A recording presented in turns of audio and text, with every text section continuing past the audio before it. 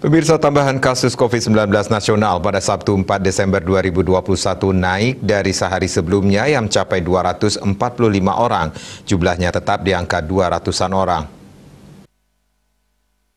Korban jiwa akibat COVID-19 turun ke angka 1 digit. Jumlahnya lebih rendah dari sehari sebelumnya yang sebanyak 8 orang. Angka kesembuhan pasien lebih banyak dari tambahan kasus baru. Per 4 Desember 2021, kesembuhannya kembali ada di 300-an orang. Data Kementerian Kesehatan menunjukkan terjadi penambahan kasus COVID-19 sebanyak 246 orang.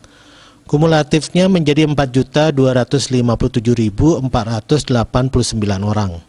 Angka kesembuhan per 4 Desember sebanyak 314 orang. Total pasien sembuh menjadi 4.105.994 orang atau 96,4%. Korban jiwa tercatat 6 orang sehingga kumulatifnya menjadi 143.863 orang atau 3,4% selama pandemi berlangsung sejak Maret 2020.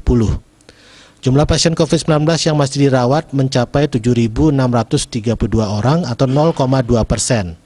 Suspeknya sebanyak 5.268 orang. Diah Dewi Bali Pos melaporkan.